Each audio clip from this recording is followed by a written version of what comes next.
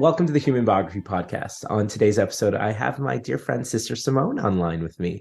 And we're going to get to know more about Sister Simone, her work, some of her accolades, and what she's been up to. So welcome to Human Biography, Sister Simone. Oh, great to be with you. Yeah. And so first of all, I would like our audience to know a little bit about you and your background. And so if you can tell us a bit about who you are and sort of the things that you're interested in, and then a bit about your work and your activism. So I'll let you start. And we can go into a conversation. Yeah. Okay, probably the first thing to know about me is I'm a Catholic sister. I'm a sister of social service. We're based in Los Angeles, California. And our work is we describe it as doing the social mission of the church, engaging in the issues that are the consequence of our faith. Social work, being involved both at the local level, but at other levels. Our foundress, we were founded 100 years ago this year in Hungary, and our foundress was the first woman in the Hungarian parliament. And what she said was that there are 4 levels that we need to work at. One is direct service, and that's where most people think that social service happens, is that one-on-one direct contact with folks in need. The second level, she said, was group work, where you work with folks in groups. We do things like settlement houses and other group work. Then there's movement work. And our sisters early on were very much involved in the women's suffrage movement. And that's some of the work that I've been doing. And then she thought at the top of this pyramid was legislation. Yeah. But what her insight was that legislation was only effective if it was connected to the other 3 levels. And the other 3 levels were informed by that connection to legislation. So I come out of that route. Yeah. And as a young sister, I discovered I wasn't very good as a social worker because I'm not very patient. I like to get things done. Yeah. And so I ended up going to law school and to do public policy, but then ended up practicing law for 18 years and then did a variety of things. But then finally ended up doing public policy here in DC, where I live now. For 17 years, I was the head of an organization called Network, Lobby for Catholic Social Justice, and we lobbied at Capitol Hill. And one of our most effective projects was Nuns on the Bus, where we got a lot of public recognition going around the country in a bus, lifting up our political interests. It was always focused on a political issue. Being in the action and actually going forth, getting on the bus, and I want to talk about your work around that. Yeah. And just being there. What allowed you to have strength to do that? Well, I think the urgency of the political issues, it started with a response to the Ryan budget. Because, in the US, our crazy politics, Canadian politics are a little better, but U.S. crazy politics. His proposal was to cut taxes for the wealthy and then reduce support for low-income people. And most of the supports in our country for low-income people go to people who are working. So they're actually business subsidies, which has just irritated me no end, because they allow people to work for low wages and still support their families. So when he proposed this in 2012, and we had a bit of notoriety because the Vatican said we were promoting radical feminist themes incompatible with the gospel, which was mildly amusing. We were just doing economics. But anyway, so we had a public spotlight on us. And my question was, how do we use this moment for mission? And what happened was going on a bus and crossing the country, lifting up our issues, lifting up the work of Catholic sisters that depend on some of this federal money and the needs of people that we met. And so for me, I don't know, there's something about me that it's not hard to step out into those places. I find it exciting. I find it learning. I have what I call holy curiosity to learn how different people think and what they care about. Absolutely. Wow. And gather stories about Can I tell one story that I learned in that Absolutely. first trip? Yeah, absolutely. Okay, Yeah. we were in I love Toledo stories. and Yeah. we were at kind of a settlement house center, and these two 10-year-old boys, twins, came, Matt and Mark. And one was really shy and held all the emotion, and the other was, engaging in the public world, shaking my hand and all this. Well, the one who was shaking my hand asked me if I wanted to see his workplace. And it was up on the third floor. So we ran up there and saw it. And then he asked me, do you want to see something beautiful? And I Wow. was like, what 10-year-old asked to see, to show you something beautiful? So of course I said yes. And then he took me over to this closed door, throws the door open, flips on the light, and it was a bathroom. It was a new bathroom that Wow. had shiny tiles with a blue fern pattern in it. I'll never Wow. forget. And Wow. he looked at it and he said, isn't it beautiful? And then he reaches out and touches the fern pattern that had like a little raised edge. And he says, you can touch it if you want. Wow. I Wow. mean, it's encountering a 10-year-old sense of beauty. Yeah. How could you not go on the road? I asked. Yeah. And that fuels my passion for being able to engage in a political discussion where Matt and Mark can thrive. That's what we need in our nation. So from 2012 to 2023, Yeah, it's been a few years. how has the work progressed and how has it grown? Yeah. Well, okay, so we did 7 bus trips, 6 of them actual, and the 7th one was virtual because of Sure. COVID. But Sure. it was still a bus trip online. It was kind of funny, but it was great. And then I stepped down as the head of network, and my focus shifted from specific policies to democracy, worrying about our democracy. Wow. And so I was working with a couple other guys, and we were trying to get conservatives to join us, and they wouldn't. Yes. It was really hard. They'd said, oh, we'll talk to you, sister. We'll talk to you. Well, I couldn't be public. I couldn't be a part of it. Well, Sure. oh, please. Oh, please. Anyway, so that didn't work. So I needed a new model. And I have this book, Hunger for Hope, and it comes out of both my spiritual practice and my political practice. The thing that I realized was I couldn't go to churches, but I Mm, could go to bookstores. And where I didn't have knowledge was our southern states. sure. And so I decided to try to create a tour to southern bookstores, independent bookstores. And the tour was called Hope in Turbulent Times, and Wow. trying to get people talking about what gave them hope, where they found hope, Wow. what was the struggle, and where was hope. And I remember when we first connected through Michael Ventura, who's a great right, human. he's a great connector. Love him. He's Yeah. awesome. And we you were on you're starting the tour. Can you tell me about what transcended in your journey? Yeah. Well, it was an exciting tour. I was a little nervous in the beginning because people said, "Aren't you afraid?" And well, no, not really. But so I went to 9 cities across the South. If people know the map, North Carolina, South Carolina, Tennessee, um, Alabama, Mississippi. Yeah. You can see me doing the map in my head. And then up to Arkansas and Oklahoma, which I discovered doesn't think of themselves as a southern state. I Mm, didn't know that. But anyway, so I learned a lot. But what we did was I would show up at one of these bookstores. It had been advertised in advance I was coming, and just invite people to come and have a conversation. And so my opening line was, well, I'm a Californian. I was a little afraid to say I was from DC. So I said I'm a Californian instead, sure. which I am. Yeah. But I'm a Californian and I don't know much about the South. What what should I know? Tell me. Which the beauty of that kind of question makes everybody in the room an expert. Yeah. They have something to tell me. And Yes. I become the focus of receiving different perspectives. So it's not about people getting involved in an exchange between Yeah. locally, Yeah. but they can explain.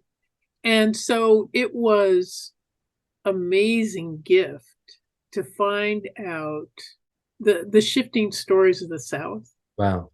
And especially in a place like I was in Cookeville, Tennessee, which was it's a beautiful little town. I mean, they think of themselves as a city. I thought of them as a Sure. little town.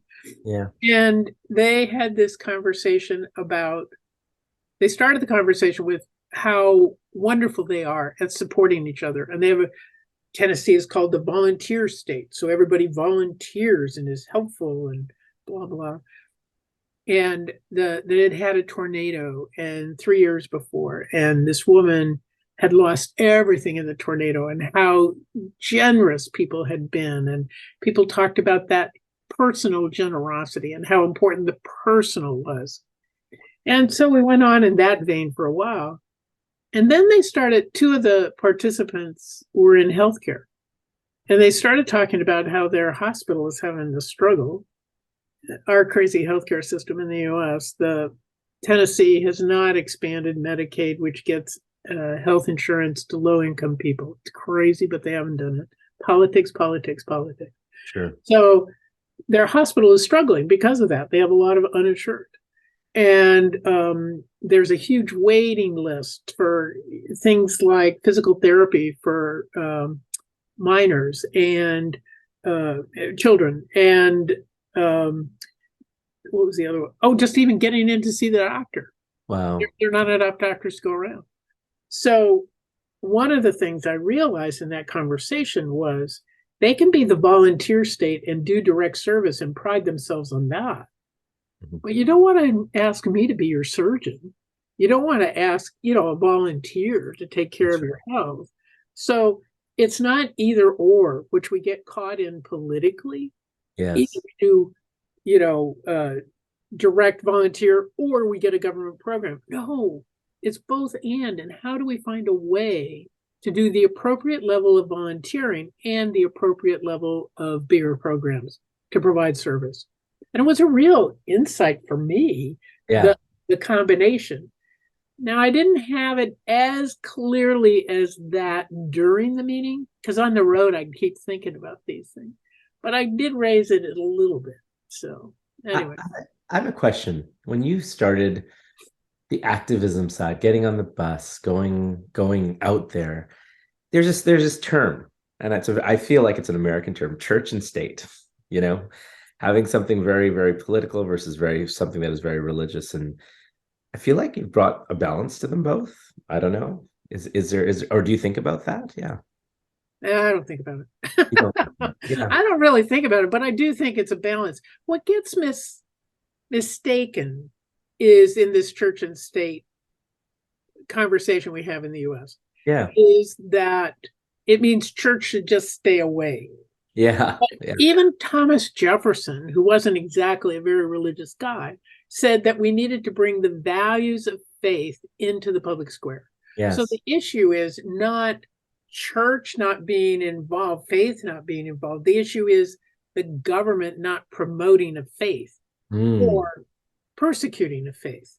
That's right. So the government the theory is the government tries to be neutral to faith, not involved, but faith has a voice in values and engagement and presence. Beautiful. So that's what we tried to bring is our values to the political conversation.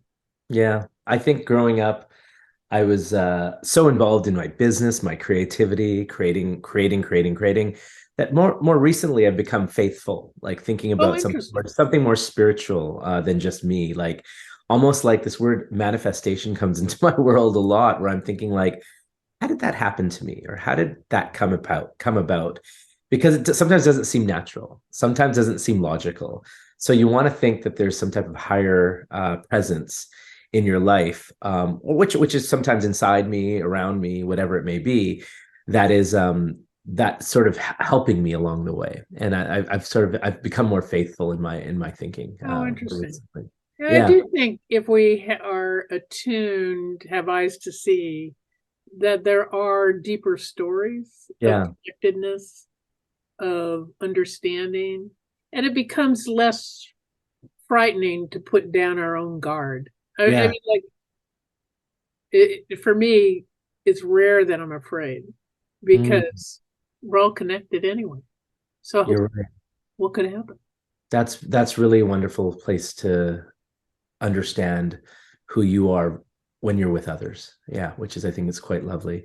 Now I want to talk about accolades, and you've received beautiful. I like let's talk about that because I think first of all, I always think if there's something that's wonderful that happens for somebody, it brings more attention to your work, and I want to bring more attention to your work. So tell me about some cool things that have happened in the last while, some awards you've received. And I want to, I know you know what I'm talking about, but Yes, yes, I'll yes. let you talk about it. Go for it. Yeah.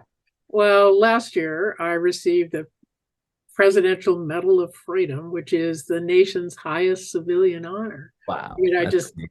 I get tears in my eyes just saying it out loud. I mean, It's it was amazing. like It's a blessing. It's a blessing. Yeah. awesome, awesome, awesome. And what I've discovered is that it does bring a spotlight to the work. Sure. And so on the Southern tour, we had, sent out press releases to local press, and Yeah. the headlines in most places was Medal of Freedom awardee in town, because it was a big thing for them.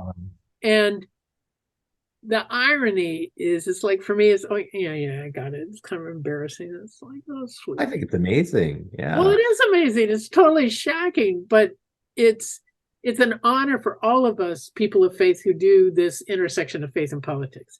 It just Mm, happens that I did a couple of critical things in responding to political opportunities in yeah. passing the Affordable Care Act, which was a big change in our healthcare system in the United Yeah. States, as well as our bus.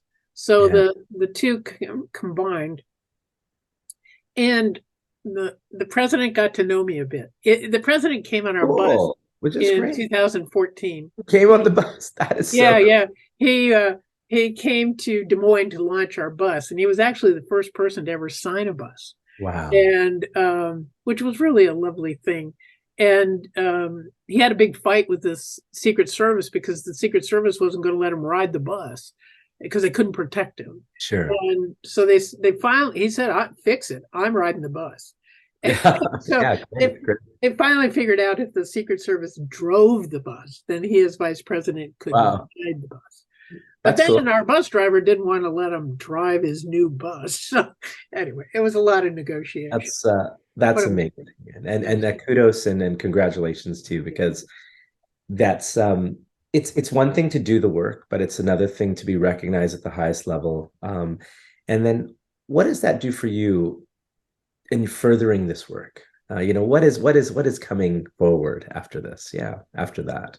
Well, okay, here's where faith enters in, Yeah, is tell me. because okay, I was clear about doing this tour to the South, and it's because that's where I was ignorant. And so now people are saying to me, well, what are you going to do with it? Yeah, I'm not 100% sure. Though the yeah, bookstores that I went to, nine bookstores that I went to said, well, you're going to bookstores, you better write a book. So I think there's a book in this. I've got to figure it out. Um, but it's also being sensitive to other opportunities like yeah, this, like having a conversation about it, yes, um, is a piece of, and I'm very intuitive. So yes, my intuition leads me sometimes into some crazy places, but absolutely. that's the lead of being, I call my spirituality walking willing. So I'm Mm, willing. I just have to get a sense of what it is.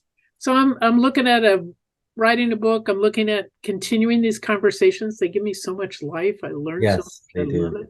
So Yeah. figuring out how to do that without um driving myself crazy. Yeah, With no, I have a few ideas for you, and we'll talk off okay, cool. we'll talk offline on that. But I think more specifically is that um, dialogue leads to understanding, and dialogue leads to uh, more more conversations that are happening outside of the original dialogue that people will Absolutely.